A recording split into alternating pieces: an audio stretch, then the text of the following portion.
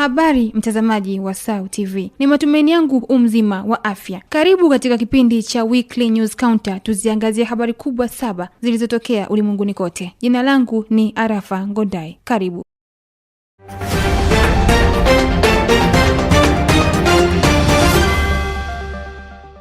Imeelezwa kuwa vizuizi vya Israel dhidi ya wakazi wa Gaza vinazidisha mahitaji ya kibinadamu, ikiwa ni pamoja na huduma za kisaikolojia zinazosababishwa na unyanyasaji wa kijinsia, wasiwasi na hofu. Donald Anthony ameandaa taarifa ifuatayo. Taarifa hiyo imetolewa na ofisi ya Umoja wa Mataifa ya uratibu wa masuala ya kibinadamu OCHA, ikiongeza kwamba washirika wa Umoja wa Mataifa wameripoti ongezeko la 14% ya vikao vya ushauri na masuala ya kisaikolojia.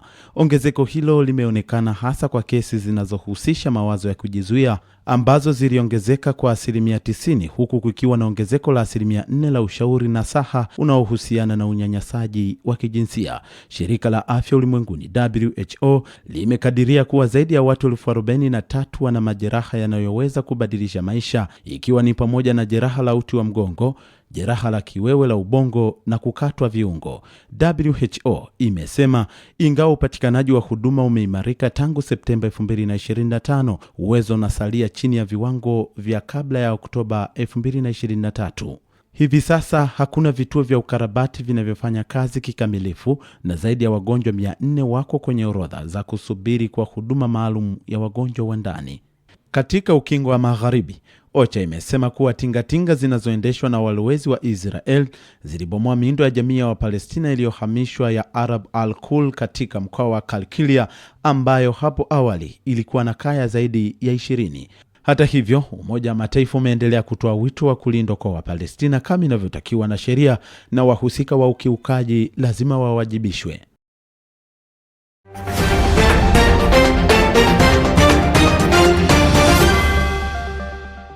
Rais wa zamani wa Baraza Kuu la Umoja wa Mataifa Maria Fernanda Espinosa amependekezwa kama mgombea wa katibu mkuu ajaye wa Umoja wa Mataifa. Samson Bahati anafafanua taarifa hii.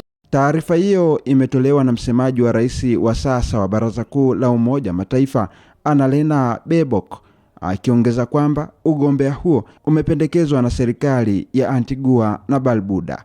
Espinosa wa Ecuador amewahi kuwa rais wa 73 wa Baraza Kuu la Umoja wa Mataifa kati ya mwaka 2018 na 2019, na kabla ya hapo aliwahi kuwa mwakilishi wa kudumu wa taifa la Ecuador katika Umoja wa Mataifa huko New York na Geneva.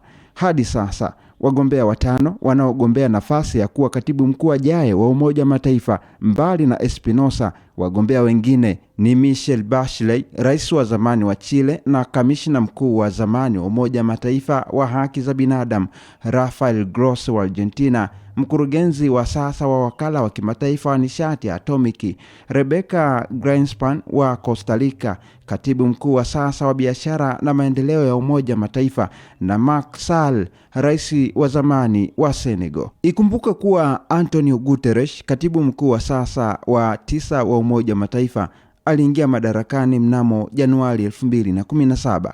Hivyo basi, katibu mkuu wa Umoja wa Mataifa atakayechaguliwa atachukua nafasi hiyo kuanzia Januari 1, 2027.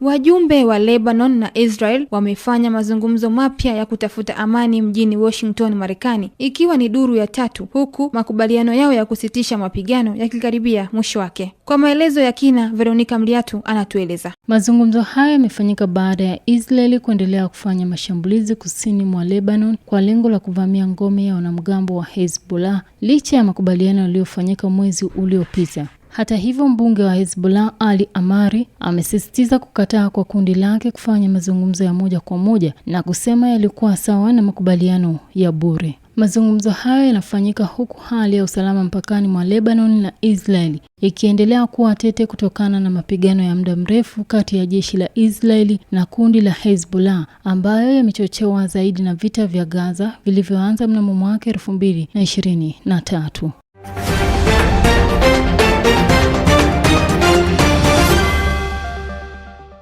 Marekani imetoa ofa ya msaada wa kibinadamu wa dola milioni 100 kwa Cuba ili kusaidia kupunguza athari za mgogoro wa nishati unaoendelea nchini humo. Tupate ripoti ya kina kutoka kwa Joyce Pakomi. Marekani imesema msaada huo wa dola milioni 100 utaratibiwa kupitia kanisa Katoliki pamoja na mashirika ya kibinadamu yanayoaminika ili kuwafikia zaidi waathirika wa uhaba wa mafuta na chakula. Aidha, waziri wa nishati wa Cuba Vicent Levy amesema Cuba imeishiwa dizeli pamoja na mafuta ya petroli, hali ambayo imeathiri huduma muhimu kama hospitali, shule na usafiri, huku kukatika kwa umeme kukiongezeka katika maeneo mengi ya nchi hiyo. Kwa upande wake, serikali ya Cuba imesisitiza kuondolewa kwa vikwazo vya kiuchumi, biashara na nishati vilivyowekwa na Marekani, ambavyo Havana inaamini ndivyo chanzo kikuu cha hali ngumu ya maisha nchini humo. Hata hivyo, Cuba ilikuwa ikitegemea mafuta kutoka Venezuela na Mexico, lakini nchi hizo zimepunguza usambazaji kutokana na shinikizo la Marekani kwa mataifa yanayofanya biashara ya mafuta na Havana.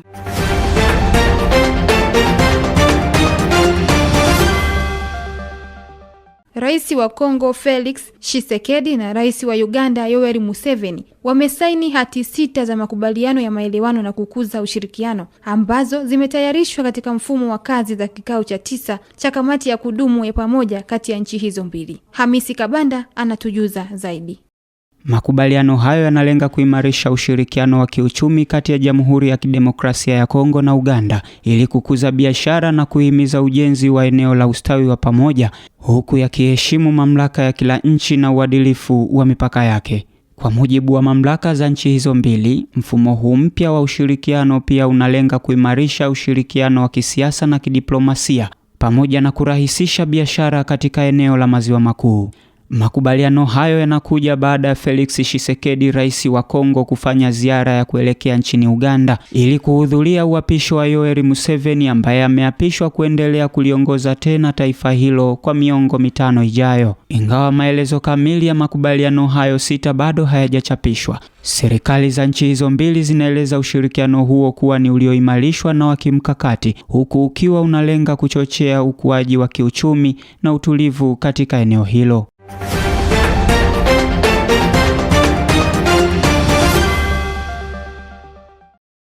Rais wa Marekani Donald Trump amefanya mazungumzo na viongozi kadhaa wa dunia kwa njia ya simu akiwa njiani kurejea nyumbani baada ya kuhitimisha ziara yake rasmi nchini China, ziara aliyoitaja kuwa ya mafanikio makubwa katika kuimarisha ushirikiano wa kimataifa na masuala ya biashara. Mwandishi wetu Jordan Mgoli anatupa ripoti hii.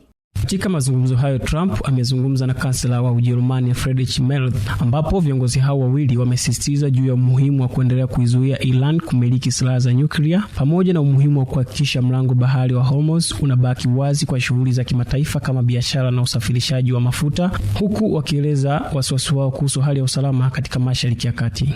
Aidha, Trump amezungumza na waziri mkuu wa Japan Sanae Takaichi, ambapo viongozi hao walijadili kwa kina uhusiano wa China na mataifa ya Asia na kuangazia athari za uchumi na usalama wa kikanda. Mazungumzo hayo yamekuja muda mfupi baada ya Trump kukamilisha ziara yake ya siku 3 mjini Beijing, alipokutana na rais wa China Xi Jinping na kujadili changamoto za muda mrefu katika biashara baina ya Marekani na China. Mazungumzo yaliyohusu ushuru wa bidhaa pamoja na ushirikiano wa kiuchumi kati ya sekta mbalimbali na pande zote kuonyesha nia ya kuendelea kushirikiana ili kuimarisha uchumi wa dunia. Trump amesema ziara hiyo imezaa matokeo makubwa baada ya kutiwa saini kwa mikataba kadhaa ya kibiashara kati ya kampuni za Marekani na China, na kuongeza kuwa makubaliano hayo yataongeza uwekezaji, ajira pamoja na fursa mpya za kibiashara kwa mataifa hayo mawili. Aidha, Trump amesema ziara hiyo imechangia kupunguza mvutano uliokuwepo kati ya Washington na Beijing katika masuala ya kibiashara na teknolojia, na kusisitiza kuwa Marekani itaendelea kushirikiana na washirika wake wa kimataifa kuhakikisha kunakuwa na ushindani wa haki katika biashara, huku usalama wa mataifa ukipewa kipaumbele.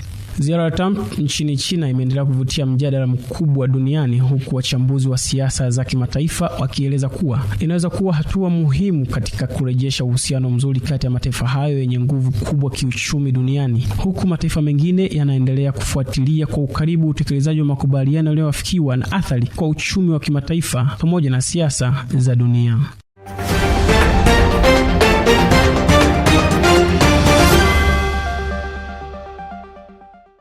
Serikali ya Demokrasia ya Kongo imethibitisha kuwepo kwa ugonjwa wa homa ya Ebola nchini humo ambayo imesababisha vifo vya watu wapatao 65 huku wengine karibu 250 wanashukiwa kuwa na maambukizi hayo. Mwandishi wetu Sabina Martin anaeleza kwa kina.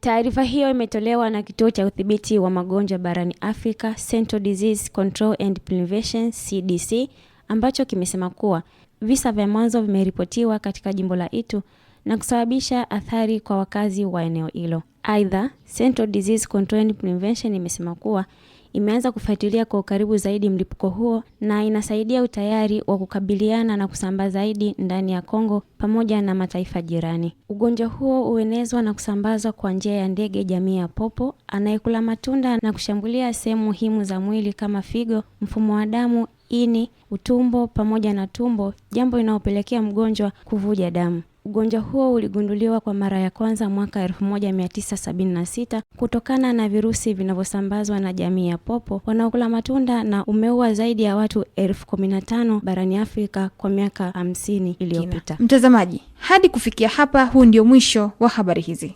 Endelea kutufuatilia katika mitandao yetu ya kijamii kama Instagram, Facebook pamoja na TikTok kwa jina la SAU TV. Kwa niaba ya jopo zima la uandaji wa kipindi hiki, jina langu ni Arafa Ngondai.